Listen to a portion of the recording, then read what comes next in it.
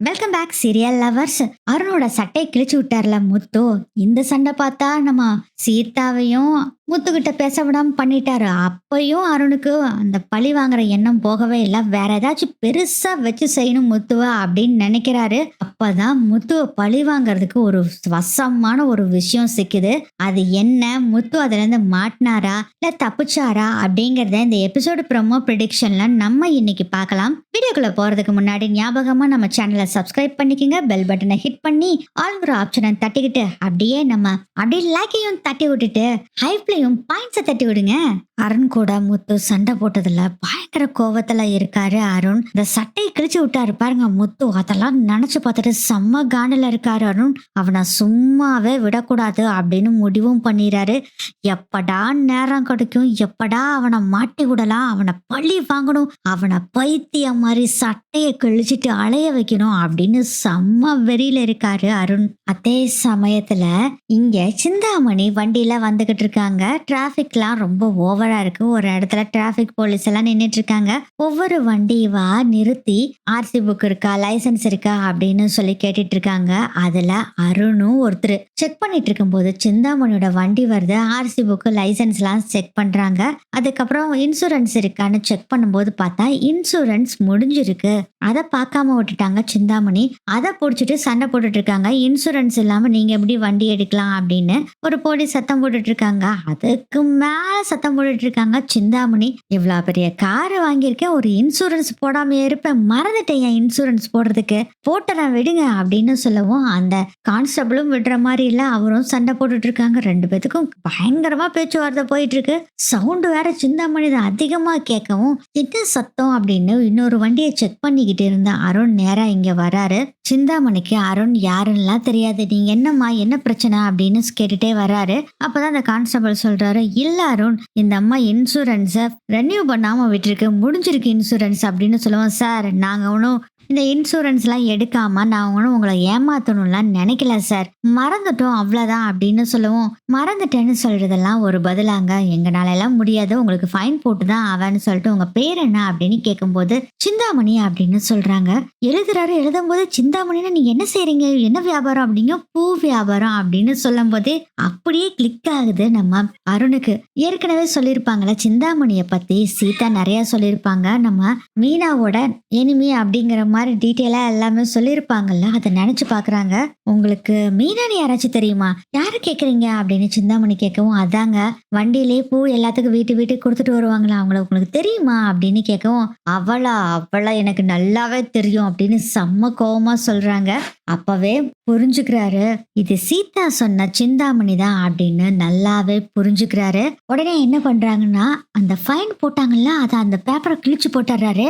Madam இந்த தடவை உங்களை மன்னிக்கிறேன், என்னோட ஓன் ரிஸ்க்ல உங்களுக்கு இதுல இருந்து ஃபைன்ல இருந்து தப்பிக்க வைக்கிறேன், ஆனா இன்சூரன்ஸ் போட்டுருங்க அப்படின்னு சொல்லுவோம். ரொம்ப தேங்க்ஸ் தம்பி, பாத்துக்குங்க, இது மாதிரிதான் இருக்கணும் போலீஸ் அப்படின்னு பக்கத்துல இருக்க டிராபிக் கான்ஸ்டபிள் கிட்ட சொல்லிக்கிட்டு இருக்காங்க.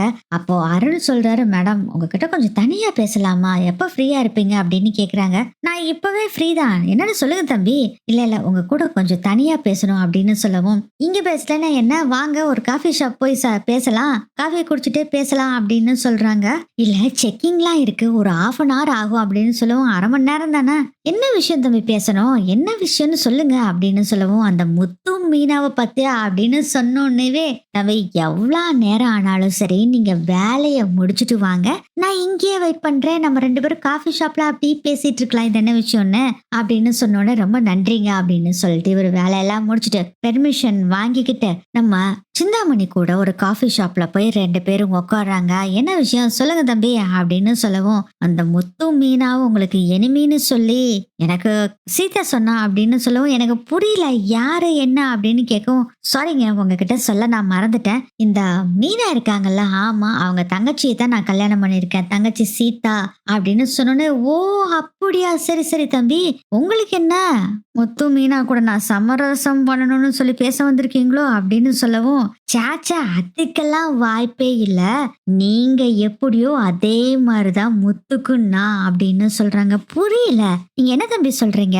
நீங்க எப்படி மீனாவை ஒழிச்சு கட்டணும்னு நினைச்சிட்டு இருக்கீங்களோ அதே மாதிரிதான் இந்த முத்துவை ஒழிச்சு கட்டணும்னு நான் நினைச்சிட்டு இருக்கிறேன் அப்படின்னு சொல்றாரு அருண். பயபுல நம்மளை விட ஃபாஸ்டா இருக்கானே இவன் அப்படின்னு நினைச்சுக்கிட்டு, தம்பி ரொம்ப சந்தோஷம் தம்பி, நம்ம 2 பேரும் இணைந்த கைகளாக மாறி கை கோர்த்து அவங்க 2 பேர்த்தையும் அழிக்கலாம்ப்பா அப்படின்னு சொல்றாங்க சிந்தாமணி. சரி தம்பி, அப்படி என்ன உனக்கு அவன் மேல அவ்வளோ பெரிய கோவம் வன்மம்? அவன் பேரை சொன்னாவே, அதுவும் முத்துன்னு சொன்னாவே உங்க மூஞ்சியே இப்படி மாறுதே, என்ன காரணம் அப்படின்னு கேக்குறாங்க சிந்தாமணி. அதுக்கப்புறம் தான் நடந்த விஷயத்த பூரா ஒண்ணு விடாம அருண் சிந்தாமணி கிட்ட சொல்றாங்க. இப்ப லாஸ்டா சட்டை கிழிச்சு விட்டாரு பாருங்க, அந்த விஷயம் முதல் கொண்டு எல்லாத்தையும் சொல்றாங்க. இத கேட்டோடனேவே ஆஹா, இவனை வச்சு நிறைய காய் நகர்த்தலாம் போல இருக்கே அப்படின்னு முடிவு பண்றாங்க சிந்தாமணியும். ஆனா என்ன சொல்றாங்கன்னா, தம்பி என்ன தம்பி இவ்வளவு பெரிய விஷயத்த நீங்க அசால்ட்டா விட்டுருக்கீங்க, அவனை எல்லாம் சும்மா விடலாமா தம்பி, அவனெல்லாம் போட்டு தள்ளணும் தம்பி. அதுக்கு அருண் சொல்றாரு, இங்க பாருங்க, அவனெல்லாம் போட்டு தள்ளணும்லாம் எனக்கு ஆசை இல்லை, ஆனா அவன் கஷ்டப்படணும், அதுக்காக என்ன செய்யணும் அப்படின்னு யோசனை பண்ணிட்டு இருக்கேன் அப்படின்னு சொல்லும் போதே, எனக்கு ஒரு சூப்பர் ஐடியா இருக்கு, நான் சொல்லட்டுமா அப்படின்னு கேக்குறாங்க. என்னன்னாலும் சொல்லுங்க, நான் செய்றேன். அந்த முத்து எப்படி என்னை அசிங்கப்படுத்தணும் அது மாதிரி அவன் அசிங்கப்பட்டு நிக்கணும், அதுக்காக நான் என்ன வேணாலும் செய்வேன் அப்படின்னு அருண் சொல்றாரு. அதை கேட்ட சிந்தாமணி சொல்றாங்க, தம்பி ஈஸியான வேலை தம்பி, இந்த பையனை ஒருத்தனை தத்தெடுக்கிறேன்னு சொல்லி இந்த முத்து அலைஞ்சிட்டு இருக்கிறான், மீனா என்னடா திடீர்னு தத்தெடுக்க வேணாம்னு சொல்லிட்டு இருக்கிறான். ஆமா, அது தெரிஞ்ச விஷயம் தான், ஏற்கனவே உங்ககிட்ட சொன்னேன்ல, அந்த விஷயத்த பத்தி பேசிதான் இப்போ இவ்வளவு பிரச்சனையாச்சு அப்படின்னு சொல்லும் போது, தம்பி அந்த பையனை வச்சு நம்ம காய் நகர்த்தலாம் தம்பி, கண்டிப்பா முத்து மாட்டிக்குவான் அப்படின்னு சொல்லவும், காய் நகர்த்தலாமா என்னன்னு எனக்கு புரியலைங்களே சிந்தாமணி. தம்பி அந்த பையனை ஏற்கனவே நான் ஒரு தடவை கடத்தினேன், ஆனா அதுல இருந்து அந்த பையன் தப்பிச்சுட்டான். இந்த முத்துவோட அம்மாவே எங்க மாஸ்டர் தான், ஆனா அந்த அம்மாவுக்கும் இந்த பையன் இருக்கிறது வீட்டுல இருக்கிறது பிடிக்கல. நான் சொல்ற மாதிரி மட்டும் செஞ்சா கண்டிப்பா முத்துவா போலீஸ் ஸ்டேஷன்ல அடைக்கிற அளவுக்கு வரும் அப்படின்னு சொல்றாங்க. ஜெயில போடுற அளவுக்கா? நீங்க என்ன சொல்றீங்க? அந்த பையன் கிறிஷ் இருக்கிறான்ல, யாரது கிறிஷ்? அதான் அந்த சின்ன பையன் சொன்னேன்ல. ஓ, அவன் பேரு கிறிஷா? சொல்லுங்க சொல்லுங்க. அந்த பையனை நான் கடத்திடுறேன். இந்த பிளான் ஏற்கனவே போட்டதா, மதுரையில ஒரு ஆசிரமம் இருக்கு, அங்க கொண்டு போய் விட்டுறலான்னு பிளான் பண்ணோம், ஆனா ஒண்ணும் முடியாம போயிருச்சு. இப்போ அந்த பையனை நான் கடத்துறேன், கொண்டு போய் மதுரையில கொண்டு போய் ஆசிரமத்துல விட்டுறேன். அதுக்கப்புறம் நீங்க முத்து தான் இந்த பையனை கொண்டு போய் வித்துட்டான் அப்படின்னு சொல்லி ஒரு கேஸை யார் மூலமாச்சும் உருவாக்கி முத்துவ ஜெயில புடிச்சு போட்டுடலாம்ல, எப்படி ஐடியா அப்படின்னு சொல்லவும் அப்படியே சிரிக்கிறாரு அருண். செம்ம வெளிதாங்க, நீங்க போட்ட பிளான் எல்லாம் ஓகே, ஆனா இதுல கொஞ்சம் சேஞ்சஸ் வேணும் அப்படின்னு சொல்றாரு அருண். சேஞ்சஸா? என்ன தம்பி சொல்றீங்க? நீங்க சொன்ன மாதிரி இங்க இருக்கிற இந்த 4.5 பசங்களை எல்லாம் புடிச்சு அவனை கடத்திட்டு போனீங்கன்னு வச்சுக்கோங்க, அந்த குழந்தைய கண்டிப்பா முத்து புடிச்சிருவான். அதுக்கு எங்கிட்ட வேற ஒரு ஐடியா இருக்கு அப்படின்னு சொல்றாரு அருண். என்ன ஐடியா தம்பி? சிந்தாமணி மேடம், இங்க உள்ளூருக்குள்ள எல்லாம் அந்த பையனை விட்டா எப்படியும் தான் முத்து எப்படி இருந்தாலும் கண்டுபிடிச்சிருவான், அதனால தமிழ்நாட்டுக்குள்ளேயே வேண்டாம் அப்படின்னு சொல்லவும், வேற எங்க தம்பி கூட்டிட்டு போய் விடுறது? இங்க பாருங்க, எந்த ஆசிரமத்திலயும் அவனை விட வேண்டாம். எனக்கு தெரிஞ்ச ஒருத்தர் இருக்காரு, ஒரு போலீஸ் இருக்காரு, அவருக்கு ஒரு ஆளை தெரியும், அவனுக்கு என்ன வேணும்னா குழந்தைகளை கடத்திட்டு போய் பிச்சை எடுக்க விடுறதுதான் அவன் வேலை. அதுவும் நம்ம நாட்டுக்குள்ள எல்லாம் இல்ல, நார்த் இந்தியா சைடு கொண்டு போயிருது. இந்த கொல்கத்தா இது மாதிரி பெரிய பெரிய மக்கள் தொகை அதிகமா இருக்குல்ல, அந்த இடத்துல கொண்டு போய் குழந்தைகளை பிச்சை எடுக்க விடுறதுதான். கண்ணு தெரியாம பண்ணி இது மாதிரி ஏதாச்சும் ஒண்ணு பண்ணி பிச்சை எடுக்க விட்டுருவாங்க, அங்க கொண்டு போய் இந்த பையனை விட்டுறலாம் அப்படின்னு சொல்றாரு அருண். இதை நினைக்கும் போதே ஆஹா, நம்ம தான் தில்லாலங்கடி நினைச்சுக்கிட்டு இருந்தா இவன் படா தில்லாலங்கடியா இருக்கானே.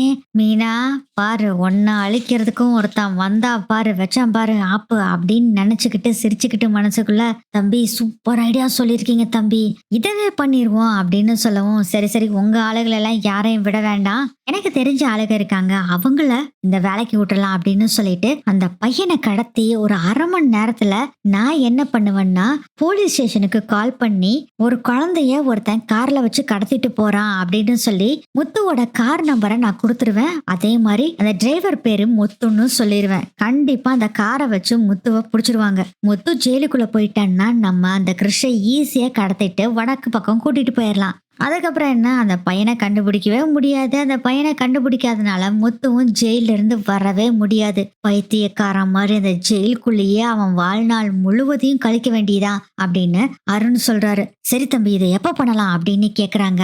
மேடம், நல்ல விஷயம் பண்றதுக்கு எதுக்கு மேடம் தள்ளி போட்டுட்டு இருக்கணும், உடனே ஆரம்பிச்சிடலாம். நான் என் ஃப்ரெண்டு கிட்ட போய் பேசிட்டேன் இருங்க அப்படின்னு ஒரு போலீஸ் இருக்காரு, அவர் ஃப்ரெண்டு போலீஸ். அவருக்கு கால் பண்ணி இந்த விஷயத்த சொன்னோன்னே, நானும் அவங்ககிட்ட பேசுறேன்டா, ஒரு 5 நிமிஷம் வெயிட் பண்ணணும்னு சொல்லிட்டு இந்த பிச்சை எடுக்க விடுறான் பாருங்க, அவனுக்கு கால் பண்ணா அவன் தாராளமா கொண்டு வந்து விடுங்க, எங்கேன்னு சொல்லுங்க, நானே கூட்டிட்டு போயிடுறேன் அப்படின்னு சொல்றான். ரொம்ப சந்தோஷம் அப்படின்னு சொல்லிட்டு இன்ஸ்பெக்டரும் அருணுக்கு கால் பண்றாரு. அருண், என்னாச்சு கேட்டீங்களா? சேது, அதெல்லாம் கேட்டுட்டேன் அருண், ஒன்னும் பிரச்சனை இல்லை, அவன் வந்து பாத்துக்கிறேன்னு சொல்லிட்டான். அதுவும் அந்த பையனை அவனே தூக்குறேன்ட்டான். சேது, ரொம்ப சந்தோஷம் சேது, இது இன்னைக்கே பண்ணிடலாமா அப்படின்னு கேட்கும். அப்படிலாம் பண்ண முடியாது, நான் ஒண்ணு பண்றேன், வீராசாமியோட நம்பரை உனக்கு கொடுக்குறேன், நீ அவங்கிட்ட பேசிக்கோ அப்படின்னு சேது வீராசாமியோட நம்பரை அருண் கிட்ட கொடுத்துட்றாங்க. வீராசாமிக்கு அருண் சிந்தாமணி முன்னாடியே பேசுறாங்க. வீராசாமிக்கு கால் பண்ணி அருண் பேசுறாரு. சார், சேது சார் சொன்னாரு, எல்லாம் நான் பாத்துக்கிறேன் சார், அந்த பையனோட போட்டோ டீடைல்ஸ் மட்டும் எனக்கு அனுப்புங்க, அவன் எந்த ஸ்கூல்ல படிக்கிறான்னு சொல்லுங்க, அப்ப இன்னைக்கு கடத்திடுவியா அப்படின்னு அருண் கேக்குறாரு. இல்ல சார், கொஞ்சம் கூட சான்ஸ் இல்ல, ஒரு 2 days ஆகட்டும் சார், நான் அப்புறம் பாத்துக்கலாம், அவனை பத்தி ஃபுல்லா நான் தெரிஞ்சுக்கணும், பேக்ரவுண்ட பத்தியும் தெரிஞ்சுக்கணும், அதுக்கப்புறம் தான் பண்ண முடியும் சார். என்னப்பா இப்படி பேசிட்டு இருக்க, அவனுக்கு பேக்ரவுண்ட் எல்லாம் இல்ல அப்படின்னு டீட்டெயிலாம் சொல்றாங்க. சார், என்ன இருந்தாலும் அவன் எங்க போறான் என்ன ஏதுலாம் தெரிஞ்சுக்கணும்ல சார், அதை நான் பார்த்துக்கிட்டு உங்ககிட்ட சொல்லிடுறேன் அப்படின்னு சொல்றாங்க. சிந்தாமணி சொல்றாங்க, அவங்ககிட்ட கொஞ்சம் பேசணும், போனை கொடுங்க அப்படின்னு கேக்குறாங்க. இரு இன்னொருத்தர் பேசணுமாமா அப்படின்னு சொல்லி போனை அருண் கொடுக்குறாரு சிந்தாமணி கிட்ட. சிந்தாமணி சொல்றாங்க, ஐயோ வீராசாமி, அவனை பத்தி எனக்கு எல்லாம் தெரியும் யா, நீ மட்டும் வந்துரு, எங்கேன்னு சொல்லு, நானும் உனக்கு ஹெல்ப் பண்றேன் அப்படின்னு சொல்றாங்க. நீங்க யாருங்க மேடம் அப்படின்னு சொல்லவும், நான் தான் சிந்தாமணி, உனக்கு இந்த காசிமேடு தினேஷ் தெரியுமா? அட ஆமா, தினேஷ் தெரியுங்களே, அவங்கிட்ட என்னை பத்தி கேளு, எல்லாம் சொல்லுவான் அப்படின்னு சொல்றாங்க. அப்ப உனக்கு தெரிஞ்சவங்களா மேடம்? ஆமா ஆமா, நீ கேட்டுட்டு அப்புறம் சொல்லு. சரி, என்னோட போன் நம்பர் நீ குறிச்சு வச்சுக்கோ, நாளை பின்ன ஏதாச்சும் பிரச்சனைனால உனக்கு நான் கால் பண்றேன், நிறைய உனக்கு வேலையெல்லாம் கொடுக்குறேன் அப்படிங்கிற மாதிரி சிந்தாமணி சொல்றாங்க. ஓகே மேடம், நான் உங்க போன் நம்பரை பதிஞ்சு வச்சுக்கிறேன்னு சொல்லிட்டு சிந்தாமணி சொல்ற போன் நம்பரை, அதாவது சிந்தாமணியோட போன் நம்பரை பதிஞ்சு வச்சுக்கிறாரு. நான் போனை வைக்கிறேன்னு சொல்றாரு.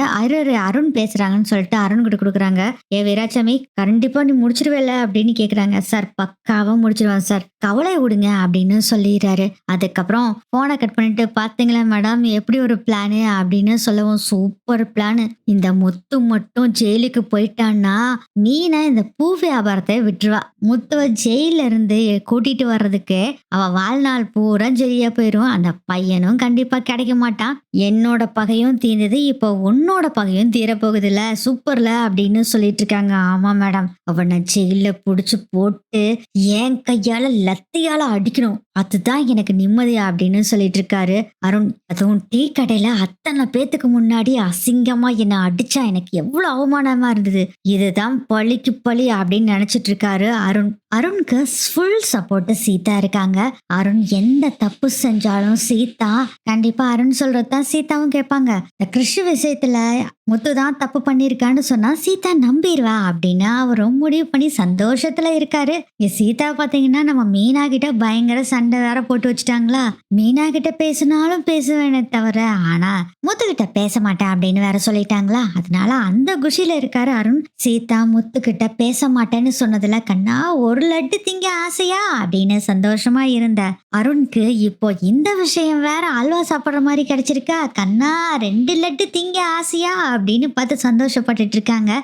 இதெல்லாம் பார்த்துட்டு இருந்தா சிந்தாமணி சொல்றாங்க, தம்பி என்ன தம்பி கனவு உலகத்துல போயிட்டீங்களா அப்படின்னு கேட்கும். அதெல்லாம் ஒண்ணு இல்லைங்க, இந்த பிளானை நம்ம கச்சிதமா முடிச்சிடலாம். அப்புறம் இன்னொரு விஷயம், இந்த நம்பருக்கு எனக்கு கால் பண்ணாதீங்க, நான் வேற ஒரு நம்பர் வாங்கிட்டு உங்க நம்பருக்கு கால் பண்றேன், அதுக்கப்புறம் நம்ம அதுல பேசிக்கலாம் அப்படின்னு சொல்லிடுறாங்க. சரி தம்பி அப்படின்னு சொல்லிட்டு அங்க இருந்து நம்ம சிந்தாமணியும் கிளம்பி போயிடுறாங்க. அப்ப நினைச்சிட்டு இருக்காங்க, டே முத்து இருக்குடா, உனக்கு என்னென்ன பண்ண என்னை எவ்வளவு அசிங்கப்படுத்தி இருக்கிற, இப்ப நீ அனுபவிக்க போற பாரு, எனக்கு அதை நினைச்சாலே சந்தோஷமா இருக்குடா அப்படின்னு நினைச்சிட்டு அப்படியே சந்தோஷமா வீட்டுக்கு வர்றாரு. சீதாவும் கொஞ்ச நேரத்துக்கு அப்புறம் வீட்டுக்கு வர்றாங்க. என்னாச்சு சீதா, ஆபீஸ்ல இருந்து வந்துட்டு போல இருக்கு, அதுவும் சீக்கிரமா வந்த மாதிரி இருக்கு அப்படின்னு அருண் கேக்குறாரு. ஆமாங்க அப்படின்னு சொல்லி பேசிட்டு இருக்காங்க. ஆனா அருண் ரொம்ப சந்தோஷமா இருக்கிறத பார்த்துட்டு, ஏங்க என்னாச்சுங்க ரொம்ப சந்தோஷமா இருக்கீங்க? அதெல்லாம் ஒண்ணு இல்ல சீதா, நான் நார்மலா தான் இருக்கேன் அப்படின்னு சொல்றேன். இல்லைங்க. அப்படி தெரியலையே அப்படின்னு சொல்லவும், "சீதா அதெல்லாம் ஒண்ணும் இல்ல சீதா. நான் நார்மலா தான் இருக்கேன். கொஞ்சம் ஆஃபீஸ்ல கொஞ்சம் நெறைய எனக்கு பாராட்டுக்கள் இருந்ததா, அதனால தான் கொஞ்சம் சந்தோஷமா இருக்கேன்." அப்படிங்கிற மாரி சொல்றாரு. அதையும் சீதா நம்பிட்டு போயிடுறாங்க. விஜயாக்கு சிந்தாமணி கால் பண்றாங்க. "சொல்லுங்க சிந்தாமணி." "மாஸ்டர் வீட்ல யாராச்சும் இருக்காங்களா?"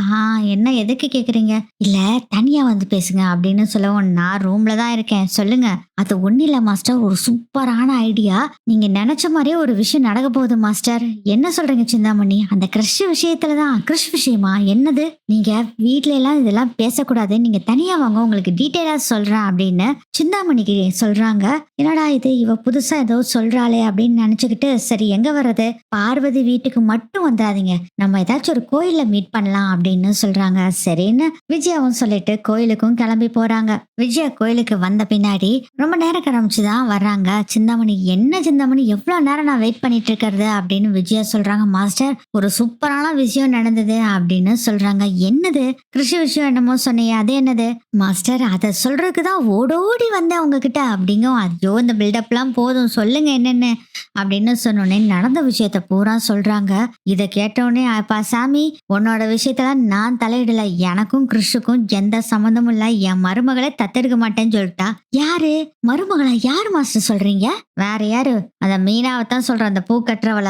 "என்னதா இது பூ கட்டுறவன்னு சொல்லிட்டு இருப்பாங்க, இல்லாட்டி மீனான்னு சொல்லுவாங்க. இப்ப என்னடா என் மருமகன்னு சொல்றாங்களே, என்னது இது புது குழப்பமா இருக்கே." அப்படின்னு நினைக்கிறாங்க சிந்தாமணி. "என்ன சிந்தாமணி முழிச்சிட்டு இருக்கீங்க?" "அதெல்லாம் ஒண்ணு இல்ல மாஸ்டர். அந்த பையனை கடத்துறது இங்க பாருங்க, அதெல்லாம் எந்த விஷயம் பண்ண வேண்டாம். முதல்ல அந்த அருண் கிட்ட போய் சொல்லுங்க. ஏதாச்சும் வம்பெழுத்து வச்சுட்டு கடைசியில் என்ன மாட்டி விட்டுறாதீங்க. அந்த முத்து பையனும் சரி மீனாவும் சரி அந்த குழந்தைய தத்தெடுக்க மாட்டேன்னு சொல்லிட்டாங்க. அதனால இந்த விஷயத்துல நீ தலையிடவே வேண்டியதில்ல. அவங்க பாட்டி ஊர்ல இருந்து வந்துருச்சுன்னா அந்த பையனை கூட்டிட்டு போயிருவாங்க. இனி கிருஷ பத்தி எனக்கு பிரச்சனை இல்ல." அப்படின்னு சொல்லிடுறாங்க. இருந்தாலும் அந்த முத்துவ மாட்டி விடணும்னு நினைச்சாங்கல்ல அருண், அதே ஆசைதான் நம்ம சிந்தாமணிக்கும். எப்படி இருந்தாலும் சரி அந்த மீனா ஃபீல் பண்ணணும் அப்படின்னு நினைச்சுக்கிட்டு, சரி மாஸ்டர் கிட்ட இனி இந்த விஷயத்த சொல்ல வேண்டாம், நம்மள இதை எக்ஸிக்யூட் பண்ணிடலாம் அப்படின்னு முடிவும் பண்ணிடுறாங்க. "சரி மாஸ்டர், நீங்க சொல்ற மாதிரியே எதுக்கு குழந்தைகளை எல்லாம் கடத்திக்கிட்டு, பாவம் நமக்கு எதுக்கு மாஸ்டர். சரி அதை விடுங்க மாஸ்டர். சரி யோகா கிளாஸ்க்கு எப்ப நான் வரட்டும்?" "நீ எப்ப வேணாலும் வாங்க சிந்தாமணி. சரி நான் கிளம்புறேன், எனக்கு வீட்டுல வேலை இருக்கு." அப்படின்னு சொல்லிட்டு அங்கிருந்து கிளம்பிடுறாங்க. விஜயா, என்னடா இது இந்த விஜயாவோட போக்கே சரியில்லையே அப்படின்னு நினைச்சிட்டு இருக்கிறாங்க. சிந்தாமணி, "சரி விடு, நமக்கு எதுக்கு அதெல்லாம் யோசனை பண்ணிக்கிட்டு, நம்ம வேலையை நம்ம பார்க்கலாம். அந்த மீனா நம்ம தொழிலை விட்டு போகணும், அதுக்கு என்ன பண்ணணும் பார்க்கலாம்." அப்படின்னு முடிவு பண்ணிடுறாங்க சிந்தாமணியும். இந்த வீராசாமி இருக்கான் பாருங்க, அவன் என்ன பண்றான்னா, கிருஷை யாரை கூட்டிட்டு வர்றா, அவன் ஸ்கூல்ல எந்த நேரம் இருக்கான், என்னென்ன ஸ்கூல்ல பண்ணிட்டு இருக்கான் அப்படிங்கறது எல்லாத்தையுமே நல்லா ஃபாலோ பண்ண ஆரம்பிச்சிடுறான். கிருஷ்ணா ஒரு நாளைக்கு மீனா கூட்டிட்டு போறாங்க, ஒரு நாள் முத்து கூட்டிட்டு போறாரு. கூட்டிட்டு வர்றது முத்து அல்லது மீனா, இப்படிதான் மாத்தி மாத்தி கூப்பிட்டுட்டு வந்துக்கிறாங்க. இல்லைன்னா அண்ணாமலை ஒரு தடவை போய் கூட்டிட்டு வர்றாரு. இது எல்லாத்தையுமே ஃபாலோ பண்ணி வச்சுட்டு இருக்கிறாங்க. அதுக்கப்புறம் அருணுக்கு வீராசாமி கால் பண்ணி, "சார், அது அவனை தூக்குறதெல்லாம் ரொம்ப ஈஸி சார். என்ன ஸ்கூல்லயே ஒரு ஆளை புடிச்சு வச்சிருக்கேன் சார். அவனை வச்சே நான் தூக்கிடுவேன். எப்படி சார், நம்ம உடனே செஞ்சிடலாமா, பிளான போட்டுடலாமா?" அப்படின்னு சொல்லவும், "யோ அத முதல்ல செய்ய, எப்படா நீ அந்த குழந்தைய தூக்குவேன்னு நான் எதிர்பார்த்துட்டு இருக்கேன்." அப்படின்னு அருண் சொல்றாரு. "ஓகே சார், குழந்தைய தூக்கிட்டு உங்களுக்கு நான் கால் பண்றேன்." "யோ எனக்கெல்லாம் காலெல்லாம் ஒன்றும் பண்ண வேண்டாம். குழந்தைய மட்டும் நீ தூக்கிட்டேன்னா அந்த மெசேஜ் பண்ற ஆப் இருக்குல்ல, அதுல மீன் வாங்கிட்டேன் அப்படின்னு சொல்லி ஒரு மெசேஜ் அனுப்பு, நான் புரிஞ்சுக்குவேன் நீ அவனை தூக்கிட்டேன்னு." அப்படின்னு சொல்றாங்க. "ஓகே சார், நான் அவரை பாத்துக்கிறேன், வச்சிடறேங்க சார்." அப்படின்னு சொல்லிட்டு போனை கட் பண்ணிடுறாங்க. அதுக்கப்புறம் என்ன பண்றானுங்கன்னா, அந்த வீராசாமி அவனுக்கு குரூப் எல்லாம் சேர்ந்து எப்படி கிருஷ கடத்தலாம் அப்படின்னு பிளான் பண்றாங்க. வீராசாமி கிட்ட அவனோட அடியாள் சொல்றாரு, "அண்ணா, அவனை கடத்துறது ஈஸி அண்ணன். இந்த இன்டர்வல் டைம் இருக்கு பாத்தீங்களா, அவன் கரெக்டா ரெஸ்ட் ரூம் போயிட்டு பக்கத்துல இருக்கிற அந்த இந்த யாருமே இல்லாம ஒரு தோட்டம் இருக்குது பாருங்க, அந்த இடத்துல அவன் கொஞ்ச நேரம் உட்காந்துட்டு இருப்பான். அந்த சமயத்துல அவனை தூக்கிடலாண்ணே." அப்படின்னு சொல்றாரு. "ஆமாண்ணா, நீ சொல்றது கரெக்ட் தான். அந்த நேரத்துல தூக்கிடலாம்." அப்படின்னு இவங்க முடிவும் பண்றாங்க. கரெக்டா ஸ்கூல்ல போய் இவங்க எல்லாம் வெயிட் பண்ணிட்டு இருக்காங்க. கரெக்டா இன்டர்வல் டைம் வருது. எல்லாரும் இன்டர்வல் டைம்ல வெளியே வந்து விளையாண்டுட்டு இருக்காங்க. பாத்ரூம் போயிட்டு வர்றாங்க. ஸ்நாக்ஸ் எல்லாம் ஒவ்வொருத்தர் வச்சு சாப்பிட்டுட்டு இருக்காங்க. ஆனா கிருஷ்ண மட்டும் காணோம். "என்னடா இது, அந்த பையனை மட்டும் காணோம்." அப்படின்னு சொல்லவும், "இருண்ணே, நமக்கு தெரிஞ்ச அந்த ஒருத்தன் இருக்கான்ல, அவன்கிட்ட சொல்லி கிருஷ் எங்கேன்னு பார்க்க சொல்றான்." அப்படின்னு சொல்லிட்டு அவனுக்கு ஃபோன் பண்ணி கூப்பிட்டு வர சொல்லிட்டு, "கிருஷ் எங்கடா காணோம்?" அப்படிங்கும். "அண்ணா, அவன் எங்கேன்னு தேடி பார்க்கறேன் பாக்குறேன் இருங்க, கிளாஸ் ரூம்ல பாத்துட்டு வரேன் அப்படின்னு சொல்லிட்டு போய் கிளாஸ் ரூம்ல பாக்குறாங்க. பார்த்தா ஹோம்ஒர்க் எழுதிட்டு இருக்காரு கிறிஷ். அண்ணே அவன் கிளாஸ் ரூம்லயே உட்காந்து ஹோம்ஒர்க் எழுதிட்டு இருக்கானே அப்படின்னு சொல்லவும், கூட யாராச்சும் இருக்காங்களா அப்படின்னு கேக்குறாங்க. இல்லண்ணே ஒருத்தரும் இல்ல. அப்ப நீ கூட்டிட்டு வா அவனா அப்படின்னு சொல்றாங்க. என்னென்ன சொல்லி கூட்டிட்டு வர்றது? டேய் எதாச்சும் சொல்லி கூட்டிட்டு வாடா அப்படின்னு சொல்றாங்க. அண்ணா இந்த ஸ்கூல்ல எல்லா கிளாஸ் ரூம்லயும் கேமரா இருக்குது. அது மட்டும் இல்லாம காரிடார்ல இருந்து எல்லா இடத்துலயும் கேமரா இருக்கு. சோ நான் போய் கூப்பிட்டேன்னா நான் மாட்டிக்குவேன். நீங்க வேற ஏதாச்சும் ஒரு ஐடியா பண்ணிக்கிங்க அப்படின்னு சொல்லிட்டு அவரு தப்பிச்சிடுறாரு. ஆக்சுவலா இவங்க எல்லாரும் எங்க இருக்காங்கன்னா, அந்த ஒரு கிறிஷ் வந்து ஒரு இடத்துல உட்காருவாருன்னு சொன்னாங்கல்ல, அந்த இடத்துல தான் ஒரு செடிக்கு பின்னாடி இவங்க ஒவ்வொரு செடிக்கு பின்னாடியும் ஒளிஞ்சிருக்காங்க. என்ன பண்றது அப்படின்னு யோசனை பண்ணிட்டு இருக்கும் போதுதான் அண்ணன் அப்படின்னு ஒருத்தர் கூப்பிடுறாரு. வீராசாமி என்னடா இப்ப இதுக்குடா சத்தமா கூப்பிடுற? இல்லனே தான் அங்க ஒருத்தன் வர்றான் பாருங்க. ஆமா அவன் தான் கிறிஸ்டோட எனிமி. என்ன அவன்கிட்ட ஏதாச்சும் ஒரு தூபத்தை போட்டு அவனை கூட்டிட்டு வர சொல்லுங்க அப்படின்னு சொல்றாங்க. இருடா பாக்கலாம் அப்படின்னு சொல்லிட்டு டே தம்பி அப்படின்னு கூப்பிடுறாங்க. வீராசாமி ஹலோ நீங்க இருக்கீங்க இங்க இருக்கீங்க, நீங்க யாரு? ஸ்கூலுக்குள்ள எல்லாம் அலோடு இல்லையே உங்களை மாதிரி பர்சன்ஸ்லாம், நீங்க எதுக்கு இங்க வந்தீங்க அப்படின்னு கேக்குறாரு. அந்த பையனும் தம்பி தம்பி இந்த கிறிஷ் இருக்கான்ல அவனை பத்தி பேசாதீங்க அப்படின்னு சொல்றாங்க. இல்ல தம்பி இந்த கிறிஷ் உனக்கு பிடிக்காத மாதிரி எனக்கும் பிடிக்காது தம்பி. சரி அதுக்கு என்ன இப்போ? இல்ல இந்த கிறிஷ நீ கொஞ்சம் கூட்டிட்டு வந்து விடுறியா? எதுக்கு? நான்லாம் ஒண்ணு கூட்டிட்டு வர முடியாது, அதுக்கெல்லாம் சான்ஸே இல்ல. எனக்கு அவன் எனிமி தெரியுமா? அவனும் நானும் டூ அப்படின்னு சொல்றாங்க. அடாடாடா தம்பி நீ மட்டும் அவனை கூட்டிட்டு வந்து விட்டேன்னு வச்சுக்கோ, அந்த ஸ்கூல் பக்கமே அவன் தலை காட்டு வைக்காம நான் பண்றேன் அப்படின்னு சொல்லவும், நிஜமாதான் சொல்றீங்களா? ஆமா தம்பி அப்படின்னு சொல்லவும், ஓகே சரி அவனை எப்படியாச்சும் கூட்டிட்டு வர்றான் அப்படின்னு சொல்லிட்டு என்ன பண்றாருன்னா, வேற ஒரு பையன்கிட்ட அந்த தம்பி என்ன சொல்றாருன்னா, கிறிஷோட எனிமி இருக்காருல அவரு என்ன சொல்றாருன்னா, டேய் கிறிஷ போய் கூட்டிட்டு வாடா, அவனுக்கு எனக்கு 1on1 வச்சுக்கலாம்னு சொல்லு, அதுல யார் ஜெயிக்கிறாங்களோ அவங்க என்ன சொல்றோமோ நம்ம கேட்டுக்கலாம்னு சொல்லிடு அப்படின்னு சொல்லவும், சூப்பர்டா அப்பனா இன்னைக்கு ஒரு சம்பவம் இருக்கு அப்படின்னு அவங்க ஃப்ரெண்டு போய் கிறிஷ் கிட்ட இந்த விஷயத்த சொல்றாங்க. கிறிஷ் வந்து இல்லடா எனக்கு ஹோம்ஒர்க் இருக்கு நான் வரமாட்டேன் அப்படின்னு சொல்லவும், டேய் 1on1 வச்சுக்கலாம்னு சொல்றான்டா, அவங்கிட்ட மட்டும் நீ ஜெயிச்சிட்டேன்னு வச்சுக்கோ, அவன் நீ சொல்றதுதான் அவன் கேட்டாகணும், நமக்கு தாண்டா ஈஸி ஜாலிடா நமக்கு அப்படின்னு சொல்லி அதை இதைன்னு சொல்லவும், ஆக்சுவலா அந்த கிறிஷோட ஃப்ரெண்டும் வந்து நம்பிதான் இதெல்லாம் சொல்லிட்டு இருக்காரு. இதை கேட்ட கிறிஷும் ஓகேன்னு சொல்லிடுறாரு. அதுக்கப்புறம் கிறிஷும் கரெக்டா அந்த பூந்தோட்டத்துக்கு வர்றாங்க. பார்த்தா அங்க ஒருத்தருமே இல்ல. என்னடா இந்த ஒருத்தரையும் காணோம் அப்படின்னு அவங்க ஃப்ரெண்டு கிட்ட கிறிஷ் கேக்குறாரு. ஃப்ரெண்டு சொல்றாரு எனக்கும் அதாண்டா தெரியல, நான் போய் ராகேஷ் எங்க இருக்கான்னு பாத்துட்டு வரேன் அப்படின்னு சொல்லிட்டு அங்க இருந்து அவர் ஃப்ரெண்டும் போயிடுறாரு. இவர் அது வரல, சரி வெயிட் பண்ணலான்னு சொல்லிட்டு எப்பயும் ஒரு சேர் மேல உட்காந்துருப்பார்ல, ஒரு பெஞ்ச் மாதிரி போட்டிருப்பாங்கல்ல, அந்த இடத்துல தான் உட்காந்துருக்காரு கிறிஷ். கரெக்டா பாத்தீங்கன்னா ஒருத்தருமே இல்ல, இதுதான் நல்ல சான்ஸ் அப்படின்னு சொல்லிட்டு வீராசாமி என்ன பண்றாருன்னா, கிறிஷ் உட்காந்துருக்காருல அப்படியே பின்னாடி வந்து கிறிஷோட மூக்குல கர்ச்சீப்பை வச்சு அமுத்தி அங்க இருந்து தூக்கிட்டு போறாங்க. அந்த கர்ச்சீப்ல மருந்து இருந்தனால கிறிஷ் மயக்கம் போட்டுறாரு. காம்பவுண்ட் சவுறு மேல ஏறி குதிச்சு எல்லாம் கிளம்பி போயிடுறாங்க. காருக்குள்ள கிறிஷ தூக்கி போட்டுக்கிட்டு அங்க இருந்து கிளம்பி போயிடுறாங்க. வீராசாமி அருணுக்கு மெசேஜ் பண்றாங்க. சென்னையை விட்டு அவங்க போன பின்னாடிதான் இவங்க மெசேஜே பண்றாரு. மீன் வாங்கியாச்சு சார் அப்படின்னு சொல்லி மெசேஜ் பண்றாங்க. அதை பாக்குறாரு அருண். சூப்பர்டா அப்படின்னு நினைச்சுக்கிட்டு சரி சரி மீனை கொண்டு போய் பத்திரமா வீட்டுல விட்டுருங்க அப்படின்னு ஒரு மெசேஜை தட்டி விட்டு, அடுத்தது வேற ஒரு போன் நம்பர் வச்சிருக்காருல, அதுல இருந்து சிந்தாமணிக்கு கால் பண்ணி விஷயத்த சொல்றாரு. முடிச்சிட்டாங்களாமா, அவனை தூக்கியாச்சு அப்படின்னு சொல்லவும், இப்போ என்ன பண்ண போறீங்க அப்படின்னு சிந்தாமணி கேக்குறாங்க. வேற என்ன பண்ண போறான், நான் ஒரு வாய்ஸ் சேஞ்சர் வச்சிருக்கேன், இந்த நம்பர்ல இருந்தே நான் நேரா போலீஸ் ஸ்டேஷனுக்கு கால் பண்ணி கிறிஷுங்கிற பையனை தூக்கிட்டு போறாங்க அப்படின்னு ஏற்கனவே சொன்னேன்ல, அதே மாதிரி பிளான நான் சொல்லிடுறேன், அதுக்கப்புறம் என்ன முத்துவை பிடிச்சிருவாங்க அப்படின்னு சொல்றாங்க. அதை முதல்ல செய்யுங்க அருண் அப்படின்னு சிந்தாமணி சொல்றாங்க. அதுக்கப்புறம் போனை கட் பண்ணிட்டு வாய்ஸ் சேஞ்சர் ஒண்ணு வச்சிருக்காரு, அதுல இருந்து கால் பண்றாங்க. கால் பண்ணோடனே போலீஸ் ஸ்டேஷனுக்கு தான் போகுது. சொல்லுங்க நீங்க யாரு அப்படின்னு சொல்லவும், சார் சார் சார் ஒரு பையனை ஒரு ஆள் கடத்திட்டு போறாரு சார், அந்த நம்பரும் கூட எனக்கு தெரியும் சார், நான் நம்பரை பார்த்து வச்சுட்டு அந்த பையன் கத்திக்கிட்டே இருந்தான் சார், அந்த ஆள் அடிச்சு உள்ள தூக்கி போட்டுட்டு வேகமா வண்டி போயிருச்சு, நானும் ரொம்ப கஷ்டப்பட்டு பின்னாடியே ஃபாலோ பண்ணிட்டு போனேன் சார், ஆனா பிடிக்க முடியல அப்படிங்கிற மாதிரி இவர் வாய்ஸ் சேஞ்சர்ல லேடி வாய்ஸ்ல பேசிக்கிட்டு இருக்காரு. அவங்களுக்கு ஒரு லேடிஸ் பேசுற மாதிரி தான் இருக்கு அருண் பேசுறது. வாய்ஸ் சேஞ்சர் வச்சனால அப்படி கேக்குது. சரிம்மா வண்டி நம்பர் பாத்தீங்களா? அதான் ஏற்கனவே சொன்னேனே சார், வண்டி நம்பர்லாம் நோட் பண்ணி வச்சுட்டேன். உங்களுக்கு சொல்றேன் இருங்க சார்ன்னு வண்டி நம்பர சொல்றாங்க. அதையும் எழுதி வாங்கி வச்சுக்கிறாங்க. அந்த டிரைவர் பேரும் கூட எனக்கு தெரியும் சார். நான் ஏற்கனவே அந்த ஆள் வண்டியில நான் ஒரு தடவ போயிருக்கேன். அவர் பேரு முத்து சார். நான் பார்த்துருக்கேன் அப்படின்னு சொல்லவும், சரிம்மா நீங்க நேரா போலீஸ் ஸ்டேஷன் வந்தீங்கன்னா ஆள் அடையாளம் சொல்லுவீங்களா அப்படிங்கும். சார் சார் இதுல என்னை தலையிட பிடிக்காதீங்க சார். என் புருஷன் அவ்வளவுதான் என்ன போட்டு தள்ளிடுவான். நீங்க தயவு செய்து அந்த குழந்தைய முதல்ல காப்பாத்த பாருங்க அப்படின்ட்டு போனை கட் பண்ணிடுறாரு. அப்புறம் என்ன பண்றாருன்னா அந்த சிம்ம தூக்கி உடச்சு தூக்கி வீசி எறிஞ்சிட்டு அங்கிருந்து கிளம்பி போயிடுறாரு. டே முத்து நீ அவ்வளவுதான்டா மாட்டினடா அப்படின்னு சொல்லிட்டு சந்தோஷமா போறாரு. அங்க பாத்தீங்கன்னா போலீஸ் என்ன பண்றாங்கன்னா எல்லா கண்ட்ரோல் ரூம்லயும் முத்துவோட வண்டி நம்பரையும் முத்துவோட பேரையும் சொல்லிடுறாங்க. அந்த ஆள் வந்தானே உடனே புடிங்க அப்படின்னு சொல்லிடுறாங்க. கரெக்டா முத்து சவாரியெல்லாம் முடிச்சுட்டு அவர் வாட்ல சந்தோஷமா கண்ணதாசன் பாட்டை கேட்டுக்கிட்டு வந்துகிட்டு இருக்காரு. டிரைவ் பண்ணிட்டு வந்துட்டு இருக்கும் போதே திடீர்னு பார்த்தா ஒரு ஆள் வந்து குறுக்கால் நிறுத்தி வண்டியை நிறுத்துறாரு போலீஸ். சார் என்ன சார் வண்டி ஓட்டவே விட மாட்டேங்கிறீங்க, செக்கிங் பண்ணிக்கிட்டே இருக்கீங்க, எங்களுக்கு இதில் நிறைய டைம் வேஸ்ட் ஆகுது சார், செக் பண்ணிக்கிங்க அப்படின்னு சொல்லிட்டு கீழே இறங்குறாரு. இறங்கணும்னு பாத்தீங்கன்னா அங்க இருக்க போலீஸுக்கெல்லாம் பட்டை சூழ வந்து நம்ம முத்துவ ரவுண்டு கட்டிடுறாங்க.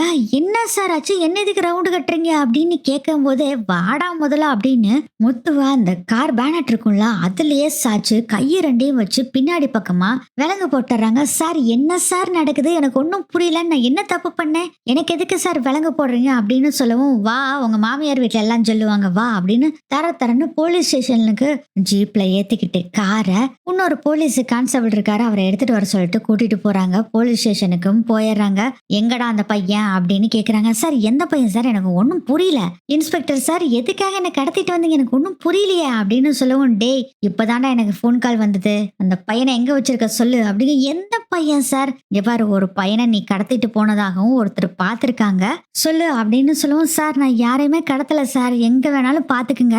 சரி உங்களோட டிராபிக் இதுல எல்லாத்துலயுமே கேமரா இருக்குல்ல அதுல பாருங்க, நான் உள்ளுக்குள்ள ஏதாச்சும் பையனை வச்சு கடத்திட்டு போனான்னு பாருங்க அப்படின்னு சொல்லவும், அதை யோசனை பண்ணிட்டு அட ஆமால அப்படின்னு சொல்லிட்டு எல்லா டிராபிக் சிக்னல்லையும் கேமரா இருக்கும்ல அது எல்லாத்தையுமே இந்த 1 மணி நேரத்துக்குள்ள, அதாவது அந்த லேடி கால் பண்ணாங்களா, லேடி வாய்ஸ்ல அருண் கால் பண்ணார்ல அந்த டைமுக்கு 1 மணி நேரத்துக்கு முன்னாடியும் அந்த டைம் அப்புறம் இப்போ எல்லாமே செக் பண்ணி பாக்குறாங்க. பார்த்தா இவர் சாதாரணமா சவாரி தான் கொண்டு போய் விடுறாரு, போயிட்டு வர்றாரு, இப்படிதான் தெரியுது. ஒரு குழந்தைய கடத்தின மாதிரியே தெரியல. என்னடா நடக்குது இங்க, குழந்தைய கடத்திட்டான்னு சொல்லி ஒரு பொண்ணு கால் பண்ணி சொல்லிச்சுப்பா, அதனாலதான் உன்னை அரெஸ்ட் பண்ணும் அப்படின்னு சொல்றாங்க. சார் இது ஏதோ தப்பு நடந்திருக்கு சார், உன்னோட வண்டி நம்பரை சொன்னாங்க, அதே மட்டும் இல்லாம அந்த வண்டியில அவங்களும் அந்த அம்மாவும் வந்திருக்காங்களா உங்களுக்கு தெரியும், பேரு முத்துன்னு வேற சொன்னாங்க அப்படின்னு சொல்லவும், சார் இப்படிலாம் சொல்லும் போதே தெரிஞ்சுக்க வேண்டாமா, என்னை மாட்டி விடுறதுக்காக வேற யாரோ பிளான் பண்ணியிருக்காங்க சார். சார் பேர் ஏதாச்சும் சிந்தாமணின்னு சொன்னாங்களா அப்படிங்கும். இல்ல அப்படிலாம் சொல்லப்பா அப்படின்னு சொல்லவும், கொஞ்சம் வயசான வாய்ஸா இருந்ததா, மிடில் ஏஜ் வாய்ஸா இருந்ததா அப்படின்னு கேக்குறாரு. இல்ல அவங்க வாய்ஸ் எங்கா தான் இருந்தது அப்படின்னு சொல்லவும், யாரா இருக்கும் அப்படின்னு ஒரு யோசனையில இருக்காங்க. அப்பதான் முத்துக்கு ஒரு போன் கால் வருது. சார் என் ஒய்ஃப் தான் சார் கால் பண்றேன், நான் எடுத்து பேசட்டுமா அப்படின்னு சொல்லவும், பேசுப்பா அப்படின்னு சொல்றாரு. இன்ஸ்பெக்டரும் சொல்லு மீனா அப்படின்னு கேட்கவும், எங்க கிருஷ காணோங்க, ஸ்கூல்ல நான் வந்து தேடி பார்த்தேன் காணோம் அப்படின்னு சொல்லவும், என்ன சொல்ற கிருஷ காணாமா அப்படின்னு சொல்றாரு முத்து. இப்போ இங்க நடந்துகிட்டு இருக்கிறது எல்லாமே நம்ம அருண் ஏரியால இருக்கக்கூடிய போலீஸ் ஸ்டேஷன்ல நடக்கல. இது கிருஷோட ஸ்கூலுக்கு பக்கத்துல இருக்கக்கூடிய போலீஸ் ஸ்டேஷனுக்கு தான் அருண் கால் பண்ணி இந்த விஷயத்தை ஃபுல்லா இன்ஃபார்ம் பண்ணிருப்பாரு. அதனால கிருஷ காணோம்னு சொன்னோன்னேவே, சார் ஒரு பையன் நிஜமானே காணா போயிருக்கான் சார், அதுவும் இவங்க வீட்டு பையனே காணா போயிருக்கான் போல இருக்கு அப்படின்னு கான்ஸ்டபிள் இன்ஸ்பெக்டர் கிட்ட சொல்றாங்க. ஆமா வேற யாரோ தான் இதை பிளான் பண்ணிருக்காங்க அப்படின்னு சொல்லிட்டு இருக்கும்போது, சார் சார் எங்க கிருஷ காணாமாமா சார், நான் போய் பின்னு பாக்கணும் சார் அப்படின்னு சொல்லும் போதே, தம்பி இதுல வேற ஏதோ ஒரு உள்குத்து இருக்கு தம்பி, உங்களை மாட்டி விடணுங்கிறதுக்காகவே இது யாரோ ஒருத்தர் பிளான் பண்ணி அந்த பையனை கடத்திருக்காங்கன்னு நினைக்கிறேன் அப்படின்னு சொல்லும் போதே, சார் கவலையே வேண்டாம் சார், நான் இன்னொரு பிளானும் பண்ணிருக்கேன், ஏற்கனவே கிருஷ கடத்திருக்காங்க சார், இந்த சிந்தாமணிங்கிறவங்க தான் கடத்தினாங்க, நான் தான் போய் காப்பாத்தினேன் சார், அதனாலேயே நான் ஒரு பிளான பண்ணி தான் ஒரு விஷயத்த பண்ணிருக்கேன், அதனால கிருஷ்ண நான் புடிச்சிருவேன் சார் அப்படின்னு சொல்லவும், நீ என்னப்பா பிளான் பண்ண அப்படின்னு சொல்லவும், இல்ல சார் என் சம்சாரத்தோட தம்பி ஒரு ஐடியா கொடுத்தாரு சார், இந்த ஜிபிஎஸ் ட்ராக்கர்னு சொல்லி ஒண்ணு கொடுத்தாரு சார், ஒரு என்னமோ ஒரு பட்டன் மாதிரி இருந்தது சார், அதை கிறிஷ் பாக்கெட்ல போட்டு வச்சுக்க சொல்லிட்டா, நானும் கிறிஷ் கிட்ட கொடுத்துருக்கேன், எப்பயுமே இதை எங்கேயுமே வைக்க கூடாது, நீ ஸ்கூலுக்கு போனாலும் சரி வெளியே போனாலும் சரி அந்த குட்டியோண்டு பாக்ஸ நீ உள்ளேயே வச்சுக்கணும்னு சொன்னேன் சார், அவன் கண்டிப்பா வச்சிருப்பான் சார், அதை வச்சு கண்டுபிடிச்சிடலாம். சரி, ஜிபிஎஸ் ட்ராக்கர் உன்னோட போன்ல அவன் எங்க இருக்கான்னு தெரியற மாதிரி இன்ஸ்டால் பண்ணியிருக்கேன் ஆப் அப்படின்னு கேட்கவும், ஆமா சார், நான் சத்யா இன்ஸ்டால் பண்ணி கொடுத்துருக்கேன் சார். சார், இந்த ஆப் தான் அப்படின்னு அந்த ஆப்பை ஓபன் பண்ணி இன்ஸ்பெக்டர் கிட்ட கொடுக்குறாரு முத்து. அதை பாக்குறாங்க. பார்த்தா சென்னையை தாண்டி ரொம்ப தூரம் அந்த ட்ராக்கர்ல சிக்னல் காமிக்குது. அங்கதான் கிறிஷ் போயிட்டு இருக்கான் அப்படிங்கிற விஷயத்தையும் தெரிஞ்சிடறாங்க. இந்த ட்ராக்கர் சென்னையை தாண்டி போய்கிட்டு இருக்கு. சோ நம்ம சீக்கிரம் போகணும். கான்ஸ்டபிள் உடனே வண்டி எடு அப்படின்னு சொல்லிட்டு போறப்பயே என்ன பண்ணாங்கன்னா முத்துவையும் கூப்பிட்டுக்கிறாங்க. சார், நான் மீனா கிட்ட மட்டும் இந்த விஷயத்த சொல்லிடுறேன் அப்படின்னு சொல்லிட்டு மீனா கிட்ட இதை கால் பண்ணி, கவலைப்படாத, நான் கிறிஷ தேடிதான் போய்கிட்டு இருக்கேன். எப்படிங்க கண்டுபிடிக்க முடியும்? சத்யா கொடுத்தால ஒரு மிஷினு. ஆமாங்க, அது கிறிஷு கிட்ட தான் இருந்தது. அதனால இப்ப அவன் எங்க போயிட்டு இருக்கான்னு எங்களுக்கு தெரியும். நாங்க ஃபாலோ பண்ணிட்டு தான் நானே இன்ஸ்பெக்டர் சார் எல்லாம் போய்கிட்டு இருக்கோம். நான் கூட்டிட்டு வந்துறேன், நீ தைரியமா வீட்டுக்கு போய் இந்த விஷயம் யாருக்குமே தெரிய வேண்டாம் அப்படிங்கறத சொல்லிடுறாங்க. சரின்ட்டு மீனா போனை கட் பண்ணிட்டு இந்த விஷயத்த கண்டிப்பா நம்ம ரோகிணி கிட்ட சொல்லி ஆகணும்னு சொல்லிட்டு ரோகிணி கிட்ட இந்த விஷயத்த சொல்றாங்க. ரோகிணியும் ரொம்ப பயந்து போயிடுறாங்க. ஐயோ, கிறிஷுக்கு ஏதாச்சும் ஆயிருமோ அப்படின்னு ரொம்ப பயப்படுறாங்க. கவலைப்படாதீங்க, இன்ஸ்பெக்டர் கூட போய்கிட்டு இருக்காரு. இவர் ஏதோ ஜிபிஆர்எஸ் சிப்னு என்னமோ சொல்றாருங்க. அது கிறிஷுக்கு முத்து போட்டு வச்சிருக்காராமா. அதனால அவங்க எங்க இருக்கான்னு சொல்லி நம்ம ஈஸியா ட்ராக் பண்ண முடியும். அதை பார்த்து தான் போயிட்டு இருக்காங்களாமா. கவலைப்படாதீங்க, கண்டுபிடிச்சிடலாம் அப்படின்னு சொல்லி மீனா ரோகிணிக்கு ஆறுதல் சொல்லிட்டு இருக்காங்க போன்லயே. அதுக்குள்ள இங்க இன்ஸ்பெக்டர் என்ன பண்றாருன்னா, அந்த ட்ராக்கர்ல எந்த இடத்துல போயிட்டு இருக்காங்கன்னு பார்த்து அதுக்கு கொஞ்சம் தூரம் தள்ளி இருக்கக்கூடிய எல்லா செக் போஸ்ட்டுக்கும் இன்ஃபார்ம் பண்ணிடுறாரு இன்ஸ்பெக்டர். அப்புறம் கண்ட்ரோல் சென்டர்லயும் கால் பண்ணி இதை ஃபுல்லா மத்த பக்கமும் இன்ஃபார்ம் பண்ண சொல்லிடுறாங்க. கிறிஷ் போயிட்டு இருக்க லைவ் லொகேஷனை எல்லா போலீஸ்க்கும் கண்ட்ரோல் ரூமுக்கு அனுப்பிச்சு விட்டனால எல்லா போலீஸ்க்கும் கண்ட்ரோல் ரூம்ல இருந்தும் அனுப்பிச்சு விடுறாங்க. அப்பதாங்க கரெக்டா கிறிஷ கடத்திட்டு போனவனுங்க ஒரு ஊருக்கு பக்கம் போய்கிட்டு இருக்கானுங்க. அங்க இருக்க செக் போஸ்ட்ல புடிச்சிடுறாங்க. குழந்தை ஏதாச்சும் இருக்கான்னு செக் பண்ணி பாக்குறாங்க. ஆனா அந்த வண்டியில குழந்தை எதுவுமே இல்ல. சார், இங்க குழந்தைங்க யாருமே இல்ல சார், 3-4 பேர் தான் கர்நாடகா போகணும்னு சொல்லிட்டு போய்கிட்டு இருக்காங்க சார் அப்படின்னு சொல்லவும், இல்ல நீ நல்லா செக் பண்ணுங்க, அந்த வண்டியில தான் லொகேஷன் காமிக்குது, அதனால நீங்க நல்லா செக் பண்ணுங்க அப்படின்னு சொல்லவும் முத்து சொல்றாரு, சார் நம்ம போற வரைக்கும் அந்த வண்டியை அங்கேயே இருக்க வைங்க சார் அப்படின்னு சொல்றாரு முத்து. ஆமா, சொன்ன மாதிரி நீங்க தேடி பாருங்க, ஒன்னும் கிடைக்கலன்னா அந்த வண்டியை அங்கேயே நிறுத்தி வைங்க, நாங்க வந்துருவோம், குறைஞ்சது இன்னொரு 15 நிமிஷத்துல நாங்க அங்க வந்துருவோம் அப்படின்னு சொல்றாங்க. ஏன்னா இவங்க பயங்கர ஃபாஸ்டா தான் வண்டி உள்ள போயிட்டு இருக்காங்க. சரி சார்னு சொல்லிட்டு வண்டி ஃபுல்லா தேடி பாக்குறாங்க. வண்டி ஃபுல்லா எதுவுமே இல்ல. சோ வண்டிய அங்கேயே நிறுத்தியும் வச்சிடுறாங்க. இது யாருன்னா நம்ம வீராசாமியும் அவங்க அடியாளுகளும் தான் நின்றுட்டு இருக்காங்க. அஜிஜோ, மாட்டிக்குவோம் போல இருக்கே அப்படின்னு வீராசாமி பயந்துகிட்டு இருக்காரு. ஆக்சுவலா வீராசாமி அந்த வண்டியில இருக்காரு, வண்டிக்குள்ள இருக்கிறாரு கிறிஷ், வீராசாமி எல்லாம். இந்த வேனுக்கு வெளியில வந்து வீராசாமியோட அடியாளுக மட்டும்தான் இருக்காங்க. ஏன்னா வீராசாமியை கண்டுபிடிச்சிருவாங்க போலீஸ், அதனால ஒளிஞ்சிருக்கிறாரு அவரும். கரெக்டா முத்து அப்புறம் போலீஸ் எல்லாரும் வந்துடுறாங்க. அந்த வண்டியில வந்து மறுபடியும் முத்து அவசர அவசரமா தேடி பாக்குறாரு, காணோம். அந்த சிப்பு லொகேட் ஆகிற இடத்துல வந்து பார்த்தா அங்க எதுவுமே இல்ல. என்னடா இது, எதுவுமே இல்லையே அப்படின்னு சொல்லி ரொம்ப டென்ஷன் ஆகுறாரு முத்து. அது ஒரு பெரிய லாரி, அதாவது லாரினா கண்டெய்னர் எல்லாம் ஏத்திட்டு போற லாரி மாதிரி தான் அது இருக்கு. என்ன பண்றது அப்படின்னு யோசனை பண்ணி பாக்குறாரு. ஒரே குழப்பமா இருக்கு. இந்த இடத்துல தான் சிப்பு காமிக்குது, ஆனா இங்க சிப்பும் கூட இல்லை, எல்லாம் சுத்தமா இருக்குது. என்ன பண்றது ச்சே அப்படின்னு சொல்லி காலை ஒரு உத வைக்கிறாரு தரையில. பார்த்தா ரொம்ப ஒரு வெத்தி இடத்துல போய் அடிச்சோம்னா காலை எப்படி சவுண்டு கேட்குமோ அது மாதிரி கேக்குது. இவருக்கு ஒரு சந்தேகம் வருது. பக்கத்துல போய் தட்டி பாக்குறாரு. மத்த இடத்துல எல்லாம் டம் டம்னு சவுண்டு கேக்குது.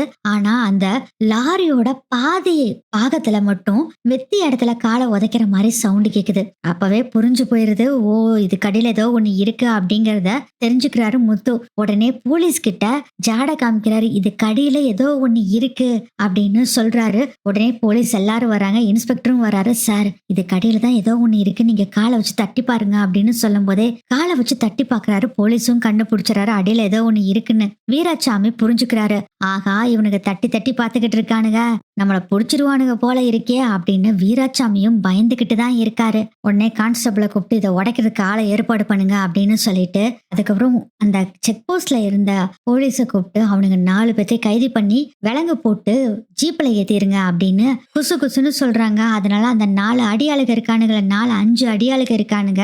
அவனுங்க எல்லாத்தையும் விலங்கு போட்டு ஜீப்ல ஏத்துறாங்க. சார் எங்களை எதுக்குங்க சார் ஜீப்ல ஏத்துறீங்க? நாங்க என்ன சார் தப்பு பண்ணோம் அப்படின்னு ரொம்ப ஓவரா துள்ளிக்கிட்டு இருக்காங்க. டேய் அடங்குங்கடா, பேசாம உட்காருங்க அப்படின்னு உட்கார வச்சிடறாங்க. அதுக்கப்புறம் என்ன பண்றாங்கன்னா, இதுல பல ஆளுகளை எல்லாம் கூட்டிட்டு வந்து அந்த லாரி கண்டெய்னர் மாதிரி இருக்குல்ல, அந்த ஃபுல்லா உடைச்சு எடுக்கிறாங்க.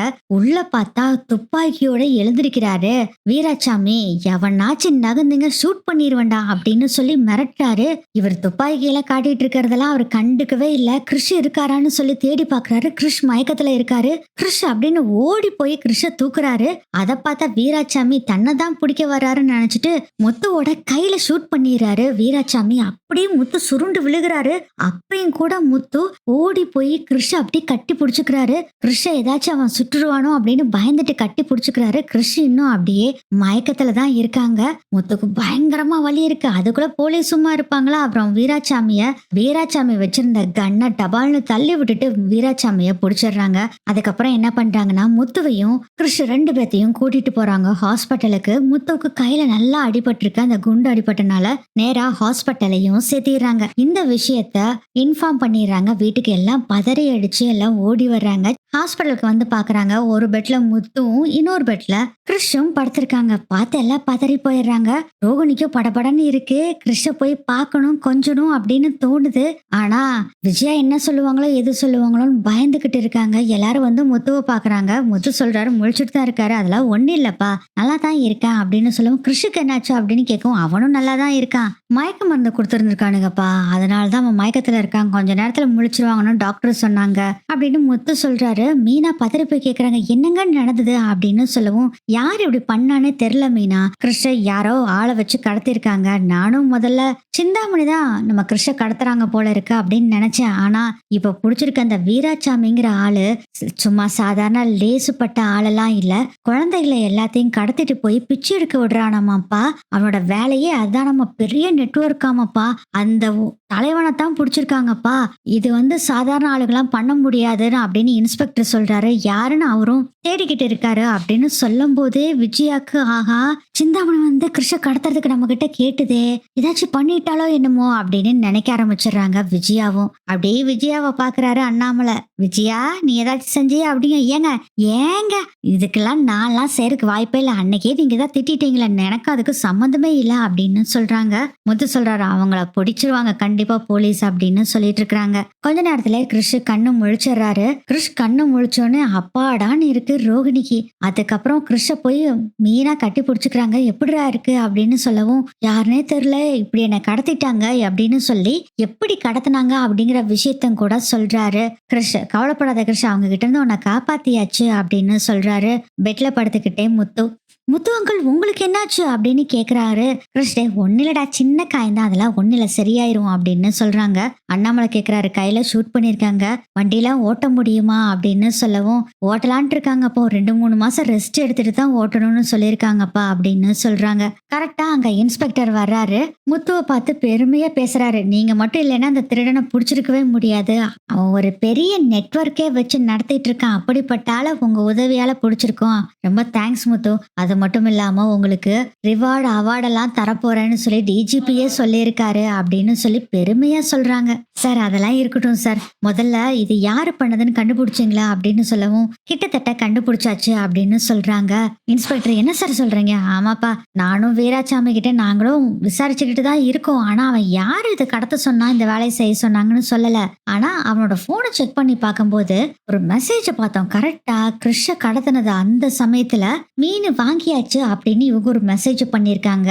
அதுக்கு அந்த ஒரு ஆள் பேர் தெரியாத அந்த ஆசாமி ஒரு மெசேஜ் அனுப்பி இருக்கிறாரு. அதுல என்ன மெசேஜ் வந்திருக்குன்னா, அத வீட்டுக்கு கொண்டு போயிருங்க அப்படின்னு சொல்லி மெசேஜ் பண்ணிருக்காங்க. இது எல்லாமே சென்னை சரௌண்டிங்ல தான் நடந்திருக்கு.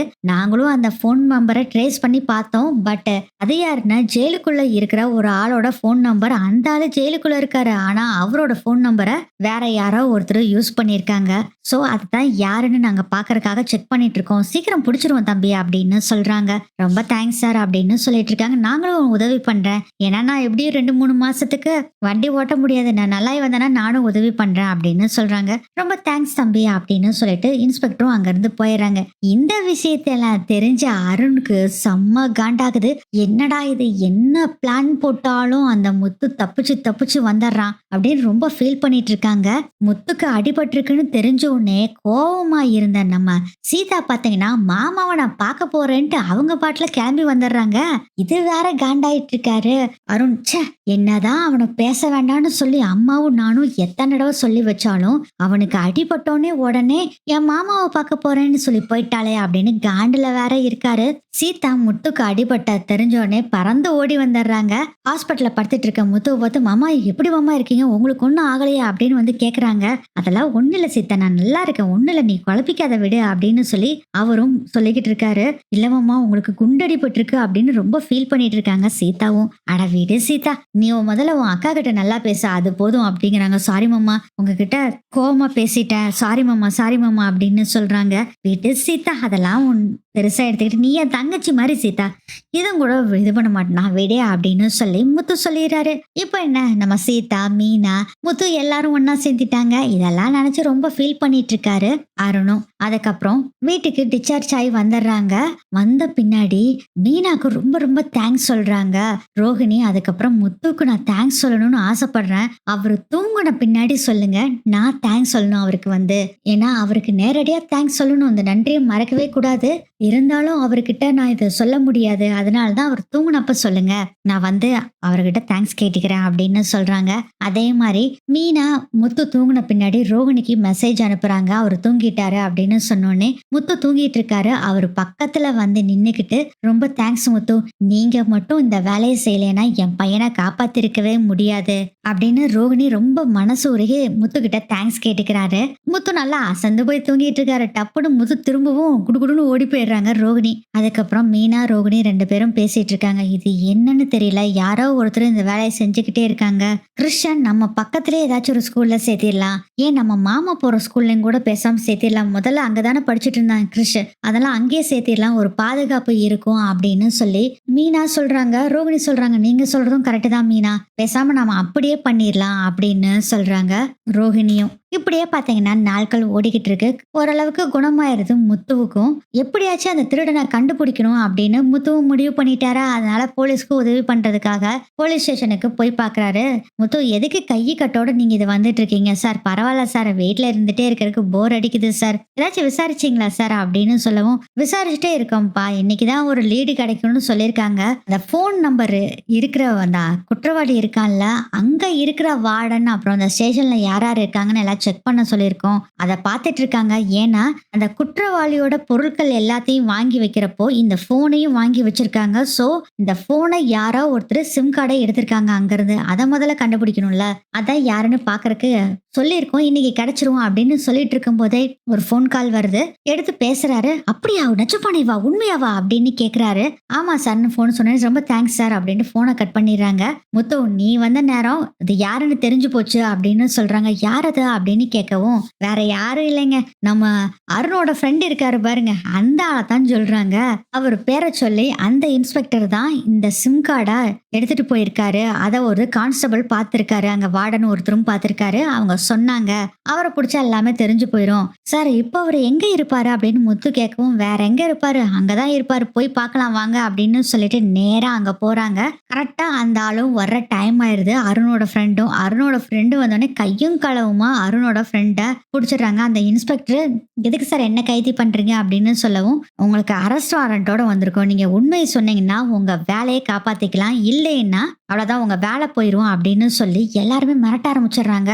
எதுக்கு இந்த போன் நம்பரை திருடி என்ன பண்ணீங்க அப்படின்னு மிரட்டி கேட்க ஆரம்பிச்சோடனே, வேலை போயிரும்னு சொல்லி டிஜிபியே கூப்பிட்டு அந்த போலீஸ் கிட்ட சொன்னோன்னே, அதாவது அருணோட ஃப்ரெண்ட் இருக்கார்ல அந்த போலீஸ் கிட்ட சொன்னோன்னேவே அவர் பயந்துறாரு. சார் மன்னிச்சிருங்க சார், நான் உண்மையை சொல்லிடுறேன், எனக்கு வேலையெல்லாம் போச்சுன்னா அவ்வளவுதான், என் பொழப்பே போச்சு சார், நான் உண்மையை சொல்லிடுறேன் அப்படின்னு சொல்லி நடந்த உண்மையை பூரா சொல்லிடுறாங்க. அருண் பேசுனது, அவர் இந்த பையனை கடத்துறத பத்தி சொன்னது, இவர் வந்து வீராசாமியோட டீட்டெயில் எல்லாம் கொடுத்தது, அதுக்கப்புறம் அந்த திருடனோட போனை எடுத்து அந்த சிம் கார்டை எடுத்து அருணுக்கு கொடுத்தது, அது எல்லாமே டீட்டெயிலா சொல்றாங்க.